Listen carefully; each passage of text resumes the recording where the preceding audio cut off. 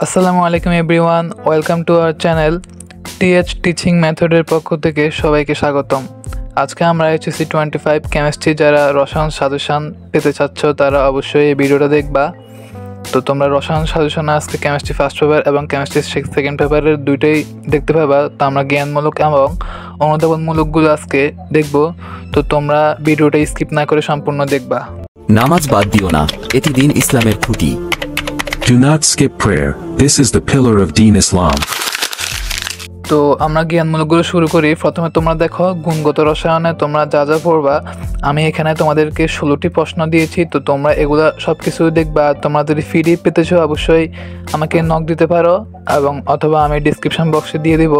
তো তোমরা দেখো গুণগত রসায়ন থেকে তোমরা যা যা পড়তে পারছো, যে অরবিট কি, অরবিটাল কি, পিএইচ কি, তারপরে তোমার ফলের বর্জন নীতি কি, হুন্ডের নীতি কি, লিগ্যান্ড কি, বাফা দ্রবণ কি, অর্থাৎ এগুলো সামঞ্জস্যপূর্ণ। হ্যাঁ, তোমরা অধ্যায়গুলো মানে সবগুলো অধ্যায় একসাথে আছে, তো তোমরা এদিক ওদিক প্রশ্ন হতে পারে, তো তোমরা মিলে এগুলোই পড়িও, সমস্যা নাই। তারপরে তোমাদের হাইড্রোজেন বন্ধন কি, আয়নীকরণ বিভব কি, অসম্পৃক্ত দ্রবণ কাকে বলে, বর্ণালী কাকে বলে, আলফা কণা কি, ইলেকট্রোনেগেটিভিটি কি, আহ্বায়ক নীতি কি, দ্রাব্যতা কি, কোয়ান্টাম সংখ্যা কি।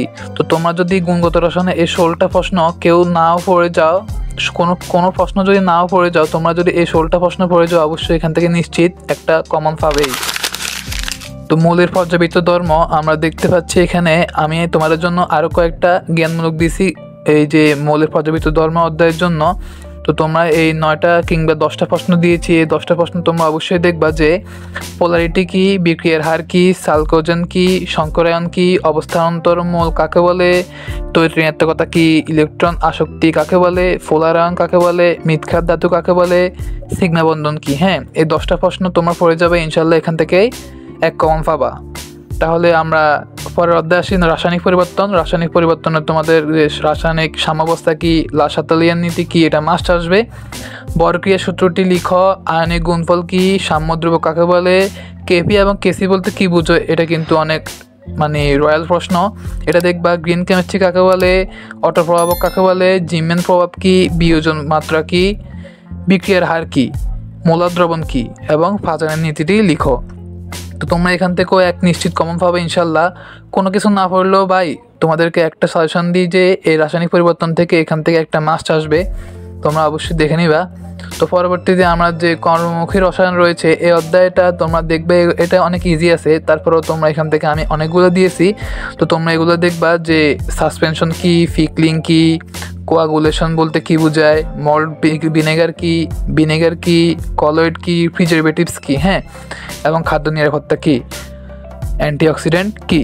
এই 9টা প্রশ্ন তোমরা ইজিলি পাবা, যে এগুলো পড়লে অবশ্যই তোমরা রসায়ন প্রথম পত্র অর্থাৎ ফার্স্ট পেপার তোমরা ইনশাল্লাহ জ্ঞানমূলকগুলা অবশ্যই কমন পাবা।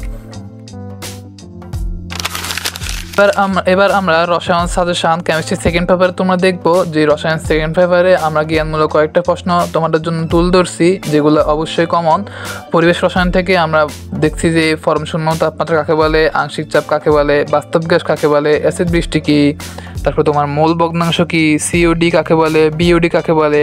হ্যাঁ, আরেকটা প্রশ্ন আছে যে ডিও কাকে বলে। হ্যাঁ, ডিও বলতে কি বোঝায়, সিওডি, বিওডি এবং ডিও, এই 3টা মাস্ট তোমরা দেখে নিবা। এরপরে অনুবন্ধী অ্যাসিড কি, অনুবন্ধী ক্ষারক কি, দুইটাই আছে। টিডিএস কি, পিপিএম কি, আরএমএস বেগ কি, অ্যাসিটিভি কি এবং লুইস অম্ল কি, ব্যাফন কি। এই 14টা প্রশ্ন তোমরা মাস্ট দেখবে, এখান থেকে অবশ্যই আসবে। হ্যাঁ, ইনশাল্লাহ। তো জৈব রসায়ন আমাদের অর্গানিক কেমিস্ট্রি, এটা তো না বললেই না, এখান থেকে মাস্ট আসবেই। তো তোমরা যারা অর্গানিক কেমিস্ট্রি প্রস্তুতি নাই, তারা যদিও নাই তারপরও তোমরা দেখে নিতে পারো যে এই যে জ্ঞানমূলকগুলা যারা দিবা তাদের তো ইনশাল্লাহ কমন এগুলো থেকেই। তো জৈব রসায়ন থেকে প্যারাফিন কি, কার্যকরী মূলক কি, রেসিমিক মিশ্রণ কি, কাইরাল কার্বন কি, এনান্সিওমার কি, ফ্রি রেডিকেল বা মুক্তমূলক কাকে বলে, হ্যাঁ, ইলেকট্রোফাইল কি, লুকাস বিকারক কি, অপ্রতিসম কার্বন কাকে বলে, টটোমারিতে কাকে বলে, মেসোযৌগ কাকে বলে এবং অ্যামাইড কি। এই 12টা প্রশ্ন পড়ে গেলে এনাফ ভাই, এখান থেকে অবশ্যই তোমরা কমন পাবা। এরপরে পরিমাণগত রসায়ন আসা যাক। এখান থেকে আমরা মোলার দ্রবণ কি, পিপিএম কি, টাইট্রেশন কি, নির্দেশক কি, তোমার দর্শক আয়ন কাকে বলে, রিডক্স বিক্রিয়া কাকে বলে, জারকের সংজ্ঞা দাও, প্রাইমারি স্ট্যান্ডার্ড পদার্থ, সেকেন্ডারি স্ট্যান্ডার্ড পদার্থ, প্রমাণ দ্রবণ, মোল কি এবং জারণ সংখ্যা কাকে বলে। হ্যাঁ, জারণ সংখ্যা কাকে বলে, বিজারণ সংখ্যা কাকে বলে, এগুলো তোমরা অবশ্যই দেখবা। এখান থেকে তোমরা অবশ্যই মাস্ট কমন পাবা। হ্যাঁ, জারক কি, বিজারক কি, তোমরা এগুলো দেখে নিবা। এরপরে তড়িৎ রসায়নে আসা যাক। তড়িৎ রসায়নের মধ্যে আমরা যেগুলো দিছি এখান থেকে ম্যাথ আসবে একটা। হ্যাঁ, ঘরের মধ্যে ম্যাথ আসবেই। তো এখানে আমরা জ্ঞানমূলক দেখতেছি, জ্ঞানমূলকের মধ্যে প্রমাণ, জারণ, বিভব কি, তড়িৎ বিশ্লেষ্য কি, তড়িৎ রাসায়নিক তুল্যাঙ্ক কি, ফ্যারাডে ধ্রুবক কি, তারপর তোমার কোষের তড়িৎচালক বল বা ইএমএফ কি। হ্যাঁ, এই প্রশ্নটা কোনো একটা বোর্ডে মাস্ট আসবে, তোমরা দেখবা। লবণ সেতু কি, প্রমাণ তড়িৎদ্বার কি, তড়িৎ রাসায়নিক কোষ কি এবং অর্ধকোষ কি, ক্যালোমেল তড়িৎদ্বার কি, এটাও আসতে পারে, এটাও মাস্ট। ক্যালোমেল তড়িৎদ্বার কি এবং ইএমএফ কি, এই দুইটা প্রশ্ন মাস্ট আসবে। তো তোমরা এগুলো দেখে নিবা।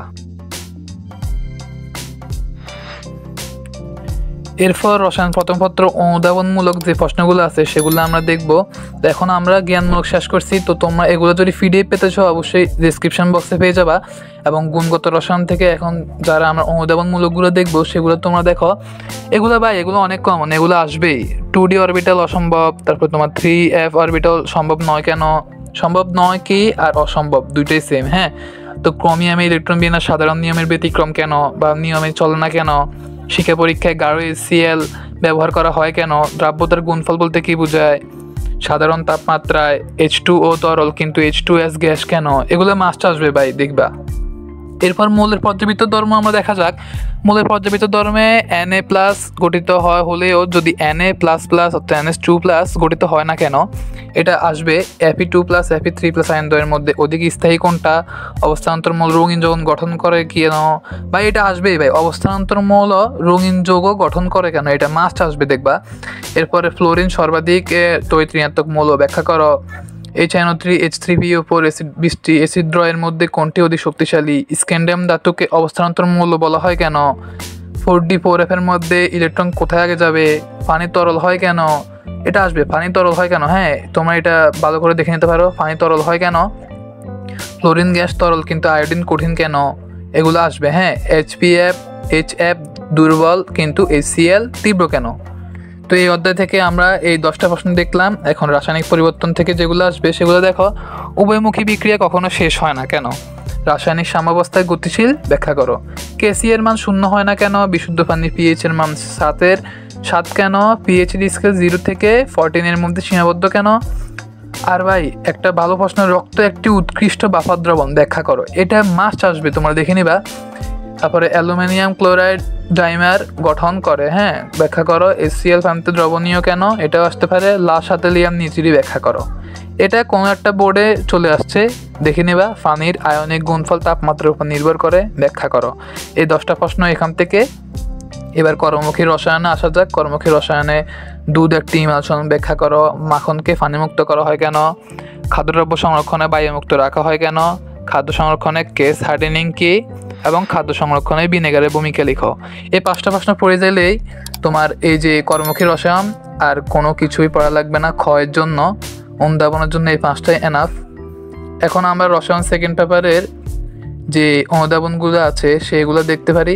পরিবেশ রসায়নে কি আছে, পরিবেশ রসায়নে দেখা যাক। পরিবেশ রসায়নের মধ্যে যে প্রশ্নগুলো আছে সেগুলো এই যে অনুবন্ধী ক্ষারক কি, HSO4- অনুবন্ধী ক্ষারক কেন, ব্যাখ্যা করো। একটু উভয়ধর্মী পদার্থ, এটা CO3- উভয়ধর্মী পদার্থ, ব্যাখ্যা করো। পানি একটু উভয়ধর্মী পদার্থ, ব্যাখ্যা করো। কোনো নমুনার বিওডি অপেক্ষা সিওডি এর মান বেশি হয় কেন, এটা ভাই আসবে, এটা তোমরা দেখবা। এবং দুর্বল অ্যাসিডের অনুবন্ধী ক্ষারক সবল হয় কেন, হাইড্রোক্লোরিক এর ব্যাফন হার NH3A থেকে বেশি কেন, SI এককে আর এর মান বের করো, এগুলো আসবে। হ্যাঁ, SI এককে আর এর মান ওদের লিটার অ্যাটমসফিয়ার চাপে, এগুলো দেখবা, সব কিছু দেখে নিবা। এবং পানির বিওডি 10 mg/লিটার বলতে কি বুঝো, অথবা পুকুরের পানির বিওডি 5 mg/লিটার বলতে কি বোঝায়। পানির বিওডি 10 mg/লিটার বা যে কোনো একটা সংখ্যা দিতে পারে, এটা থেকে আসতে পারে। আর অর্গানিক কেমিস্ট্রি কি বলবো ভাই, এখান থেকে ন্যাফথলিন একটি অ্যারোমেটিক যৌগ, ব্যাখ্যা করো। রেসিমিক মিশ্রণ আলোক নিষ্ক্রিয় কেন, ফিউরান অ্যারোমেটিক যৌগ কেন, অ্যারোমেটিক অ্যালোফিটিক। হ্যাঁ, অ্যারোমেটিক থেকে একটা তোমরা কমন ইনশাল্লাহ পাবা। এরপরে ইথাইন অম্লধর্মী কেন, এরপরে তোমার ইথাইন অম্লধর্মী কেন, জ্যামিতিক সমান্তর শর্ত কি, SO3 ইলেকট্রন আকর্ষী বিকরক কেন, প্রোপেন ও বিউটানের সমগোত্রক ব্যাখ্যা করো। উডস বিক্রিয়া শুষ্ক ইথার কেন ব্যবহার করা হয়, বিউট2 ইন কে জ্যামিতিক সমান্তরাল প্রদর্শন করবে, ব্যাখ্যা করো। তোমরা এই 10টা প্রশ্ন, অর্থাৎ আরেকটা আছে NH2 কে অর্থপ্যারা নির্দেশক বলা হয় কেন। এই 10টা প্রশ্ন জৈব রসায়ন থেকে আসতেই পারে, তোমরা দেখবা। এরপরে 10% NaOH এর ঘনমাত্রা নির্ণয় করো। এরপরে মোলারিটি তাপমাত্রার উপর নির্ভরশীল, ব্যাখ্যা করো। ডেসিমোলার দ্রবণ, সেমিমোলার দ্রবণ বলতে কী বোঝায়, ডেসিমোলার দ্রবণ একটি প্রমাণ দ্রবণ কেন, তারপরে K2CH2 একটি জারক কেন, অম্লীয় KMnO4 একটি জারক, ব্যাখ্যা করো। তড়িৎ বিশ্লেষণ একটি রেডক্স বিক্রিয়া কেন, 10% NaOH এর মোলারিটি কত হবে, বাস্তব গ্যাস কখন আদর্শ গ্যাসের ন্যায় আচরণ করে। এই 8টা প্রশ্ন, এই 8 নম্বর প্রশ্নটা মাস্ট আসবে, তোমরা দেখবা। এরপর জারণ মান বের করো এটার, এবং ফেরিক্লোরাইডের লুইস অ্যাসিড ব্যাখ্যা করো। এই 10 নাম্বার প্রশ্ন এটাও আসতে পারে। পরিমাণগত রসায়ন থেকে 10টা প্রশ্ন ওকে। এবং তড়িৎ রসায়ন থেকে কি বলবো, তড়িৎ রসায়ন থেকে এগুলো কমন বা এগুলো 4 গেলেই আসবে। কপারের প্রমাণ, বিজারণ বিভব +0.34 ভোল্ট বলতে কি বোঝায়, কপারের তড়িৎ রাসায়নিক তুলনাঙ্ক, লেবন সেতু কেমন ব্যবহার করা হয়, লেড স্টোরেজ থেকে লিথিয়াম ব্যাটারি বেশি সুবিধাজনক কেন, ড্যানিয়েল কোষের বিক্রিয়া লিখো, সিলভারের তড়িৎ রাসায়নিক তুলনাঙ্ক বলতে কি বোঝায়, এগুলো আসবে। তাহলে আজকের জন্য এই পর্যন্ত। এই যে তোমরা HSC 25 ব্যাচ, তোমরা খুবই শীঘ্রই প্রস্তুতি নাও, তোমাদের সময় আর হাতে বেশি নাই। জুন মাসের 26 তারিখে তোমাদের এক্সাম আশা করি। তো সবাইকে পরীক্ষার জন্য শুভকামনা রইল। আর তোমরা যদি আরও অবশ্যই কোনো সাজেশন পেতে চাও অবশ্যই কমেন্ট বক্সে জানাবা। আজকের জন্য এই পর্যন্ত, দেখা হবে অন্য কোনো সাজেশনমূলক ভিডিওতে। আসসালামু আলাইকুম, আল্লাহ হাফেজ।